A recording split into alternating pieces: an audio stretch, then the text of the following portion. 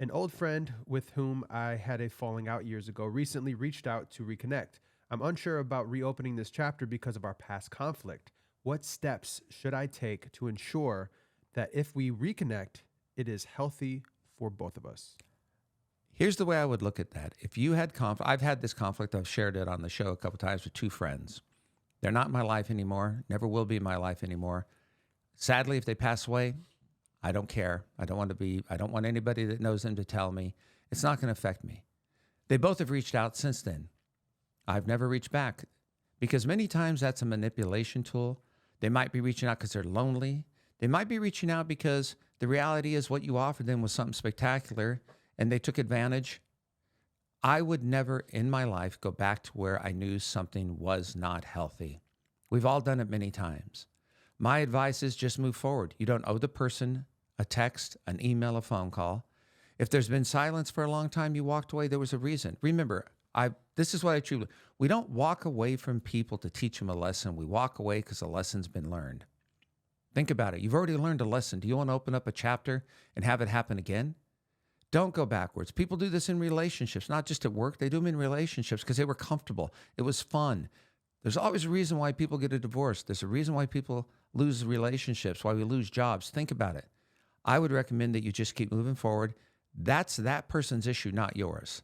And there's nothing wrong with wanting to be desired. There's nothing wrong with wanting people to like us. There's nothing wrong. But if you're lonely, that's going to set you backwards because if you open up that can of worms, believe me, it's only going to get worse. Number 5, we have cultural differences in a relationship. My partner and I come from very different cultural backgrounds. Sometimes these differences lead to misunderstandings and conflicts. How can we better understand and respect each other's cultural perspectives?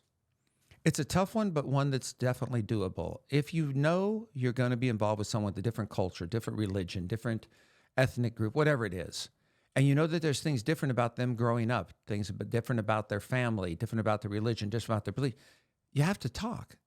The big key here today is communication. Don't get upset at someone because they have a different way of looking at something. It's been ingrained in them for a long time. It's how they believe. Talk to them, share, find out their point of view, why they do it. And if that person doesn't want to tell you, then that's a red flag.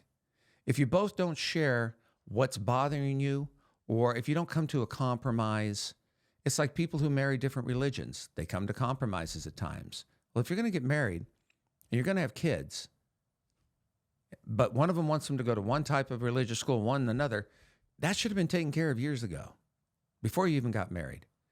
Cultural backgrounds, it's a beautiful thing. You can learn, you can hear things, you can see things, you can go and meet that person's family, and learn the history of whatever it is.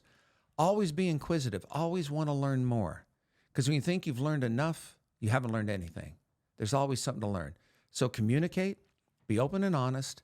That's the most important. But again, if that person negates you, that person doesn't want to answer, there's your answer. You can't get anything else.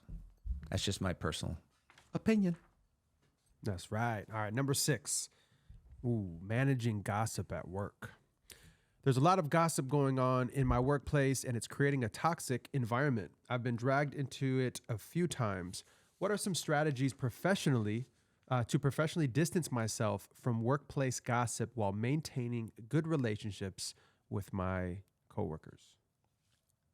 Gossip starts at the top, goes all the way to the bottom, whatever you want to look at that, however you want. Owners talk about people, middle management, upper management, doesn't matter what you are, people gossip. Now think about that. What is gossip? Gossip is something that gets people involved. You know, it's like, look at all these gossip columnists for entertainment. It makes people want to live in somebody else's life, live in somebody else's story, maybe because their life is boring. Usually when there's a lot of gossip, there's some truth to it maybe, but also it's because people are bored. They create something that's not there. Gossip at the office is detrimental to everybody, not only to the people they're gossiping about, but also to the people who are gossiping, because first of all, who's going to trust you? Who's going to respect you? If I know you're gossiping about other people, I know you're going to say something about me. When I hear people talk about something or someone, the first thing I say to them nowadays is, okay, have you shared that point of view with the person? No. Okay, well, here's my boundary. I'm not interested in hearing your negative comments about that person unless you bring them in front of us and we all have a conversation. I don't want to get drawn into your problem, your negativity, because people it's fuel. Gossip is fuel for many people. They feed off of that. There's that old expression, standing around the water cooler.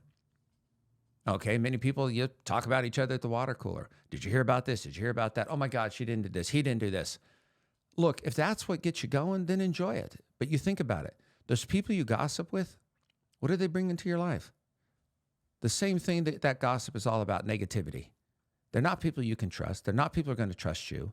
And at some point, they're going to start gossiping about you. And gossip also creates kind of like a tier of people in the business or families and relationships, to where you have a group of people over here that have this attitude, people over here who have another attitude. The people over here think that they know everything, so they're going to talk bad about the other people. Confront someone. If someone's saying something about you, just walk up and say, look, I understand there's a problem. Can we fix this? Or what is the solution? What is the problem? Many people, when you confront them about gossiping, they'll stop at that moment. As long as you continue to confront people, sooner or later it's going to stop. It's up to you to help diffuse that and make it better for yourself. Don't just wait around.